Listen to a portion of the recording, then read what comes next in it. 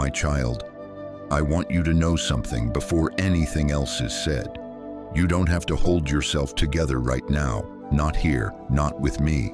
There is something you have been carrying, quietly, carefully, for longer than most people realize. And I don't mean the tasks or the responsibilities or the things on your list. I mean the weight underneath all of that. The kind that doesn't show up on anyone's radar because you never let it. Because you learned somewhere along the way that showing it wasn't really an option.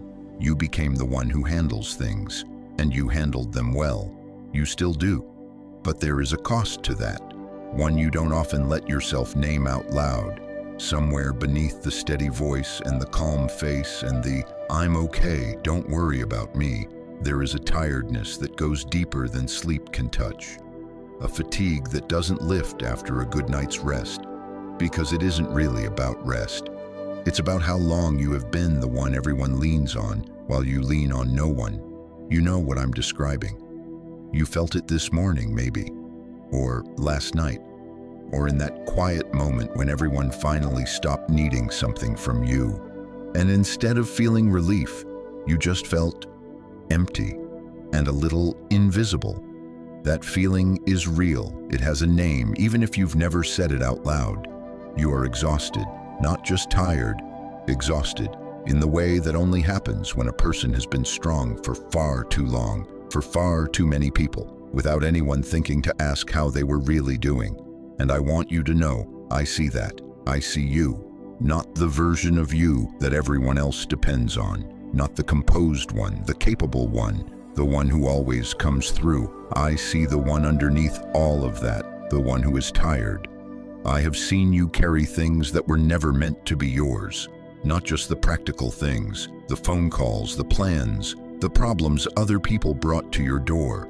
I mean the invisible things, the worry you absorbed for someone who didn't even know you were worried, the grief you held quietly so theirs could be louder, the fear you tucked away so you could be steady enough for the room. You became very good at that. At making space for everyone else's falling apart while keeping your own carefully out of sight. I watched you do it. I have always watched you do it. And I want to say something gently here. What you gave was real. The love behind it was real. I am not asking you to regret the ways you showed up for people, but I want you to look honestly at something with me for a moment. Some of what you carried, you picked up because no one else would.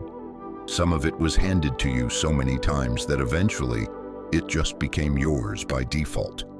And somewhere in the middle of all of that showing up, all of that being the steady one, you stopped asking yourself a very simple question. Who is doing this for me? Not in a bitter way, not in an angry way, just honestly, quietly. Who holds the things you can't say out loud? Who sits with you when you're the one who's struggling? Who calls to check on you the way you check on everyone else? For some of you, the answer to that question feels like a long silence. And that silence has its own kind of ache, because you were never meant to live without that. You were never created to be the strong one in every room without ever being allowed to be the one who needs something. That is not strength, not the kind that sustains a person. That is something closer to loneliness wearing a capable face. If you are here right now, quietly listening, I see you. And if this space is helping you breathe again, you may press like or leave a small comment so I know you are near.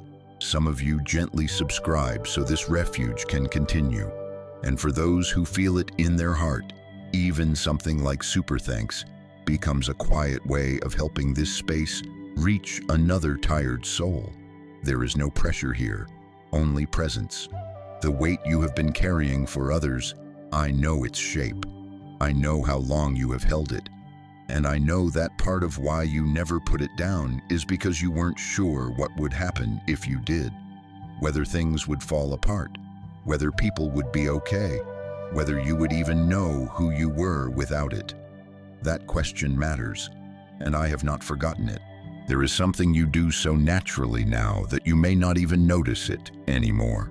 Before you walk into a room, any room, You make a quiet internal calculation. You scan for who needs what, who seems off, who is holding something difficult, who might need you to be steady so they don't have to be, and then you adjust yourself accordingly. You soften the parts of you that might worry someone. You tuck away whatever you were feeling before you walked through the door, and you show up, composed, present, ready. You have done this so many times it has become automatic, and no one sees it happening.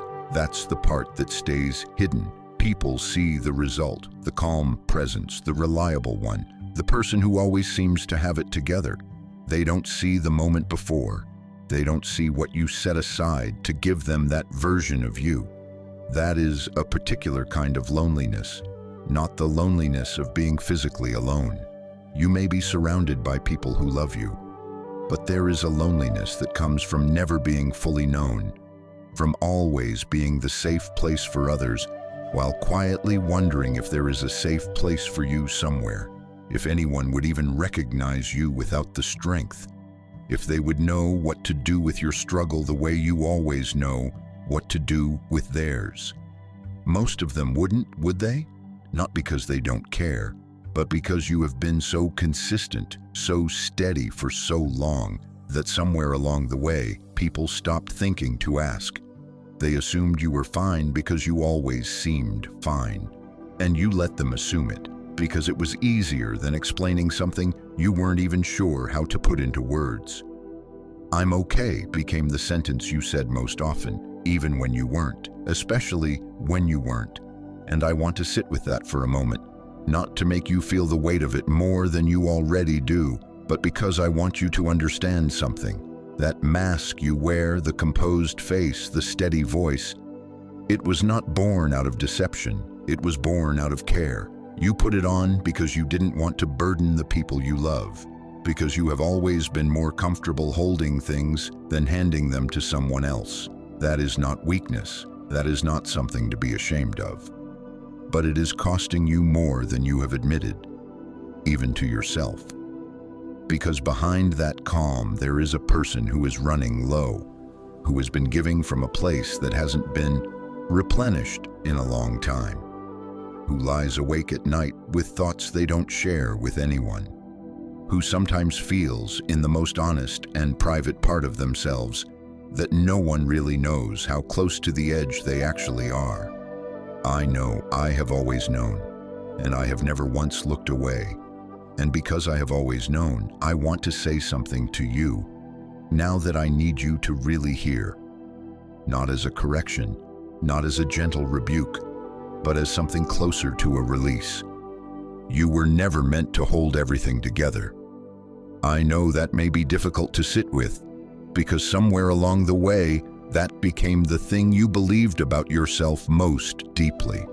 That your value was connected to your ability to manage, to sustain, to show up. That if you stopped being the strong one, something essential would unravel.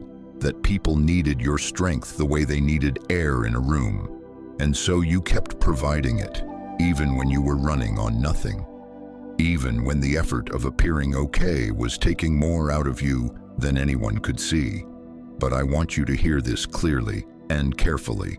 That belief, the one that says you must hold it all together or everything falls apart, that is not something I placed in you. That is something life taught you, something circumstances pressed into you quietly and repeatedly until it felt like identity, until it felt like it was simply who you are. It is not who you are. It is what you learned to do in order to feel safe, in order to feel needed, in order to feel like your presence in people's lives meant something. And I understand why you learned it. I am not asking you to feel ashamed of it, but I am asking you to consider gently, honestly, what it has cost you to keep living from that place. Because here is what I have watched. I have watched you pour into people who didn't always pour back. I have watched you show up for others in their hardest moments and then drive home alone and hold your own hard moment in silence. I have watched you be strong in rooms where no one thought to wonder what it was taking from you. And I have watched you convince yourself again and again that this was simply what love required. But love, real love, was never meant to be one direction only. And strength, real strength, was never meant to be carried by one person indefinitely. There is a relief available to you right now, not the kind that comes from everything being resolved. I know your circumstances haven't changed, but the kind that comes from finally hearing someone say, "You are allowed to put this down." You do not have to earn your place in people's lives by exhausting yourself for them. You do not have to justify your worth through your usefulness. You are allowed to need something. That may feel unfamiliar. It may even feel a little frightening, because if you stop being the strong one, who are you? What do people do with a version of you that isn't holding everything together? I want you to stay with that fear for just a moment. Don't rush past it, because on the other side of it is something you have not let yourself feel in a very long time. There are moments when hearts feel stirred, not because they are asked, but because love moves them. If you feel that stirring now, something like super thanks becomes a quiet offering, a way of saying, keep this light on for someone else who feels alone. Only if your heart leads. I see what is given in secret. The other side of that fear is rest. Real rest, the kind that only comes when you finally stop pretending you don't need it. And I have been waiting so patiently to give that to you. There was a night, and you know the one I mean. Maybe there have been more than one, but there is a particular one that lives quietly in you still. A moment when everything you had been holding finally became too heavy to hold. When the composed face slipped, when the steady voice gave out, when you were finally completely alone and the weight of it all just came. Maybe it was in your car, parked somewhere, engine off, and the quiet of the night around you was the first real quiet you had felt in days. And something in that silence gave you permission to fall apart in a way you hadn't allowed yourself to anywhere else. Maybe it was in your bathroom. Door closed, water running, not because you needed it, but because it muffled the sound. Because even in your breaking, you were still protecting everyone else from knowing. Maybe it was just a night in your bed, in the dark, when the thoughts finally came louder than your ability to manage them, and the tears came too, quietly, so no one would hear, so no one would ask, so no one would worry. You never told anyone about that night. You woke up the next morning and you put yourself back together. And you walked back out into your life, and you were the strong one again. And no one knew. No one saw what the night before had cost you, but I was there. I want you to understand that fully and feel it if you can. I was there in that car. I was there in that bathroom. I was there in the dark when you were trying so hard not to make a sound. I did not look away from any of it. I did not grow uncomfortable with your unraveling. I did not need you to hold yourself together for my sake. I sat with you in it, and I held something over you in that moment that I need you to receive now. Not pity, not disappointment, not a quiet wish that you were stronger. What I held over you in that moment was the same thing I hold over you right now. Tenderness, just tenderness, because what I saw that night was not weakness. What I saw was a person who had carried an honest and heavy load for a very long time, finally letting themselves feel the truth of it. And that is not something to be ashamed of. That is not evidence that you are broken or failing or less than you should be. That was you being human, fully, honestly human. And I have seen hearts break like that before, quietly, privately, without an audience. I have watched so many people carry their hardest moments alone, simply because they became the person no one thought to check on. And every single time, I was present in a way that no one else was, because I am not frightened by the places in you that feel frightening to you. The night you broke and didn't tell anyone, I was the witness you didn't know you had. And because I was there, because I have been there through all of it, I want to say something to you now with a gentleness and a certainty that I hope reaches the part of you that needs it most. You are allowed to rest, not someday, not when everything settles, not when the people who depend on you no longer need quite so much. Now, in this season, with all of its unresolved edges and unfinished demands, you are allowed right now to rest from being strong. I know that permission feels strange to receive, maybe even a little uncomfortable, because you have been moving for so long that stillness itself has started to feel like a problem. Like you should be doing something. Like rest is something you have to earn, and you haven't quite earned it yet. Like if you stop holding things together, even for a moment, something important will slip. But I want to offer you a different way of seeing this. Rest is not a reward for finishing. Rest is not something I hold back until you have done enough. Rest is something I designed into the very nature of things, not as an afterthought, not as a luxury for people who have fewer responsibilities than you, but as a fundamental, necessary part of what it means to be human and whole.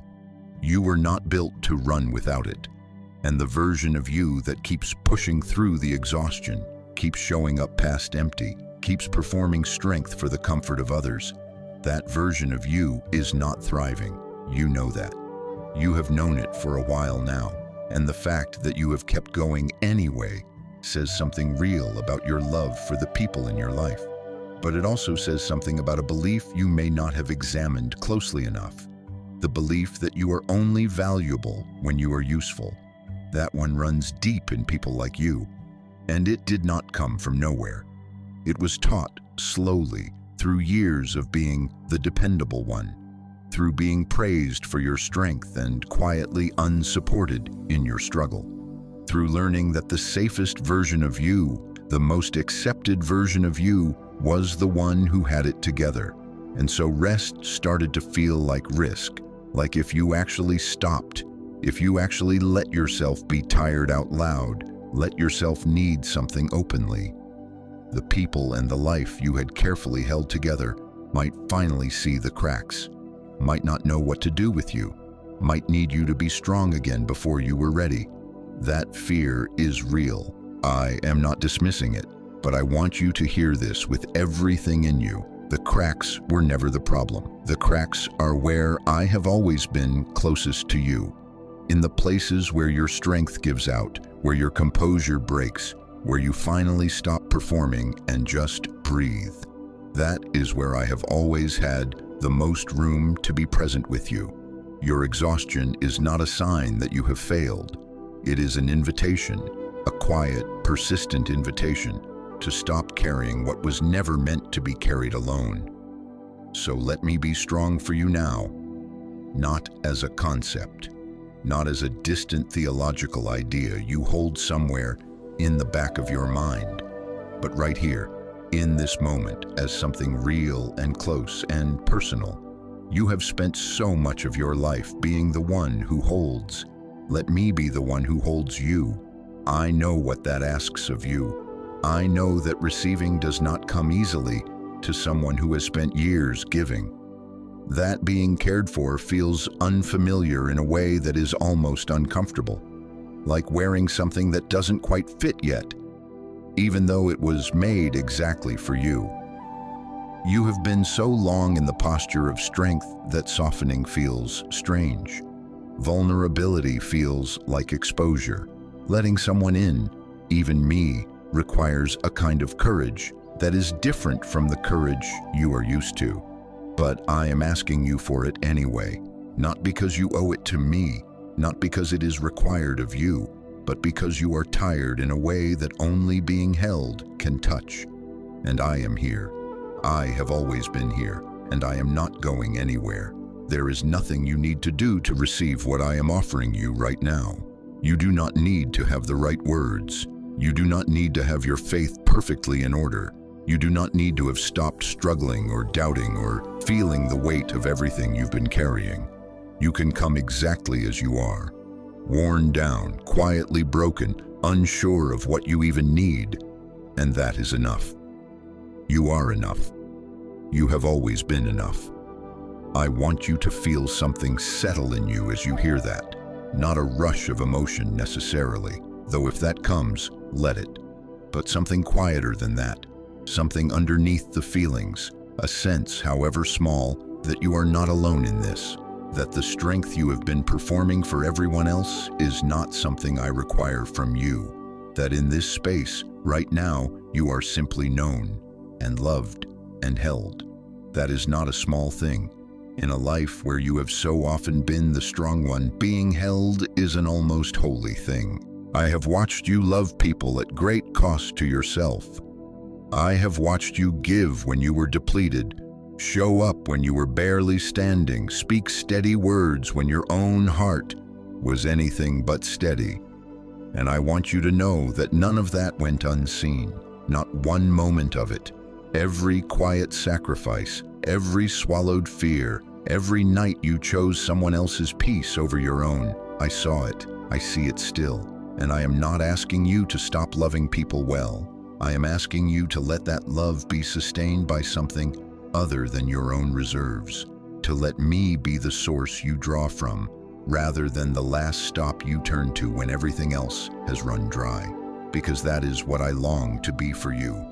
Not the emergency option, not the prayer you reach for when you have nowhere else to turn, but the steady ground beneath everything, the place you come to first, the presence that carries you so that you can continue to carry others without losing yourself in the process. You were never meant to do this alone, and you don't have to anymore. Rest in that for a moment. Just rest in it.